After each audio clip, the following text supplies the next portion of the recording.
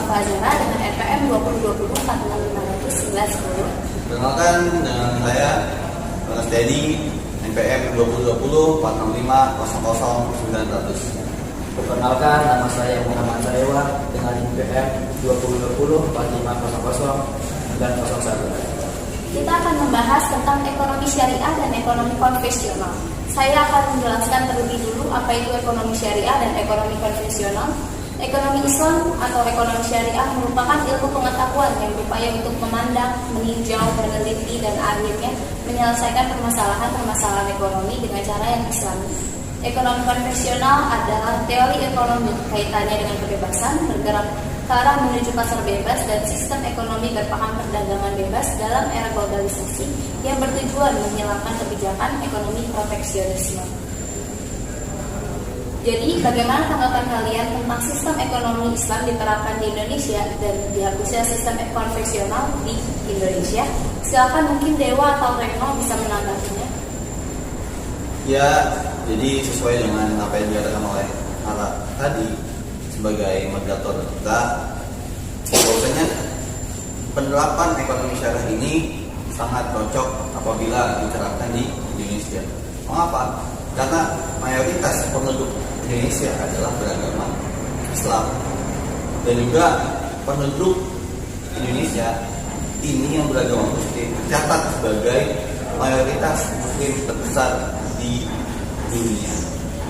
Maka dari itu ekonomi syariah ini sangat cocok dan akan maju di Indonesia karena alasan tadi, yaitu mayoritas penduduk Indonesia adalah beragama Islam.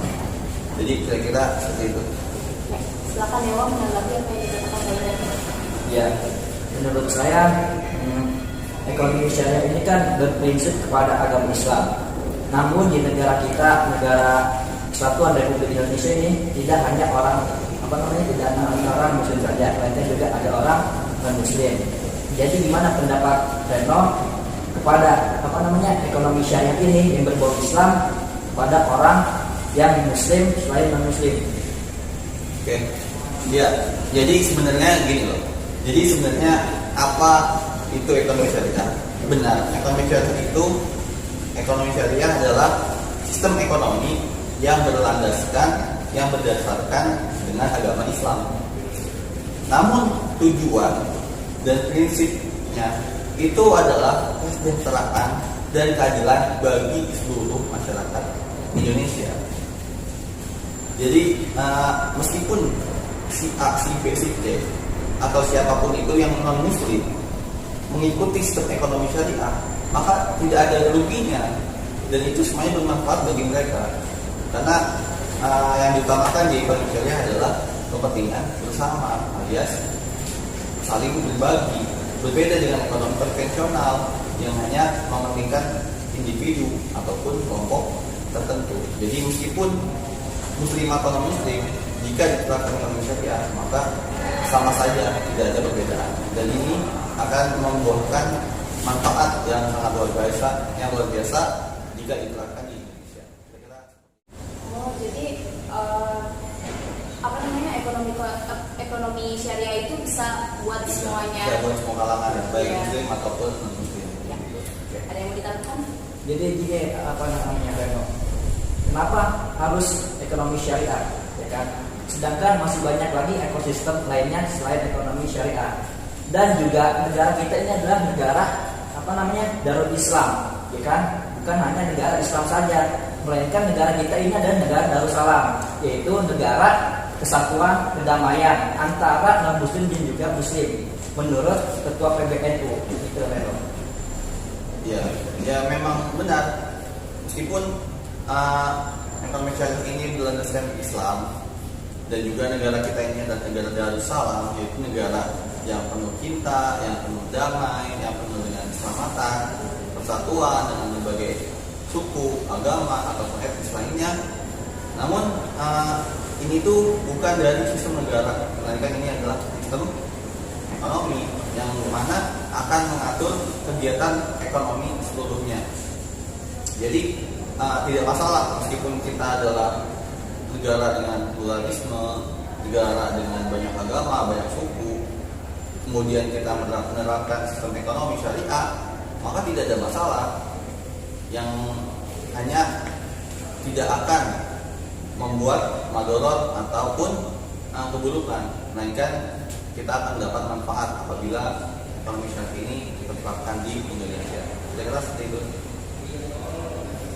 Oke. Ekonomi syariah diterapkan di Indonesia kan ya.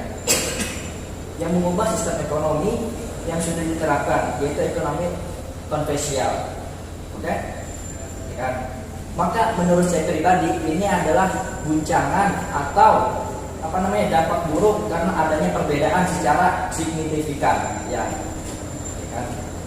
Karena bisa mengakibatkan adanya krisis moneter bagi ekonomi di Indonesia ini. Jadi gimana solusinya, Pak Dareno? Ya, jadi sebenarnya sebelum ekonomi syariah ini kita terapkan, sebenarnya harus ada namanya pelatihan, edukasi masyarakat, dan juga seminar-seminar tentang ekonomi dari para ahli. Jadi kita menghindari adanya perubahan yang signifikan. Artinya perubahan ini perubahan buruk karena ketidaktahuannya orang, ketidakmengertiannya orang akan sistem ekonomi syariah ini. Maka dari itu kita atau pengamat ekonomi itu harus memberikan edukasi kepada masyarakat yang belum tahu gitu. Dan juga sebelum ekonomi syariah ini diterapkan, maka harus adanya pengkajian, pengamatan lebih lanjut oleh siapa? Oleh pemerintah, mungkin Bank Indonesia, dalam hal ini Bank, OJK, dan pengamat-pengamat ekonomi.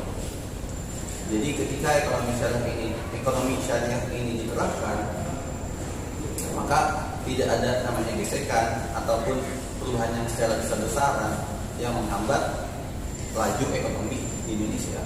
Bahkan ketika semuanya siap akan perubahan ini, maka yang terjadi adalah kemajuan yang pesat bagi ekonomi di Indonesia. Karena penerapan ekonomi syariah ini yang akan membawa kemajuan yang luar biasa di bidang ekonomi. Mungkin kira seperti itu. Masih ada yang ditambahkan, saudara? Kasih atas argumen yang disampaikan oleh rekan Reno dan Dewa. Jadi pada intinya sistem ekonomi syariah atau ekonomi konvensional memiliki dampak masing-masing baik positif ataupun negatif. Kalau yang disampaikan oleh rekan Reno tadi, dia sangat mendukung sistem ekonomi syariah karena negara Indonesia adalah negara yang penduduknya mayoritas muslim yang akan sangat cocok dengan sistem ekonomi syariah. Berbeda dengan apa yang disampaikan oleh rekan Sadewa bahwasannya dia tidak mendukung ekonomi syariah karena Indonesia ini adalah negara pluralisme, yaitu negara yang beragam, terutama agamanya yang beragam, tidak hanya muslim saja. Maka dari itu Dewa mengatakan sistem ekonomi syariah tidak cocok ditaruh di Indonesia karena penduduknya yang tidak hanya memeluk Islam saja. Jadi semuanya kita kembalikan kepada yang lebih ahli, kepada pengamat ekonomi yang lebih baik, ekonomi syariah maupun ekonomi konvensional. Harus ada kajian dan penelitian lebih lanjut agar nanti ketika ekonomi syariah diterapkan, maka akan bisa membawa perubahan-perubahan yang baik bagi perekonomian di Indonesia. Mungkin cukup sekian diskusi kita pada hari ini tentang ekonomi syariah dan ekonomi konvensional. Jika ada salah kata dan dalam perdiskusian mohon dimaafkan. Assalamualaikum warahmatullahi wabarakatuh.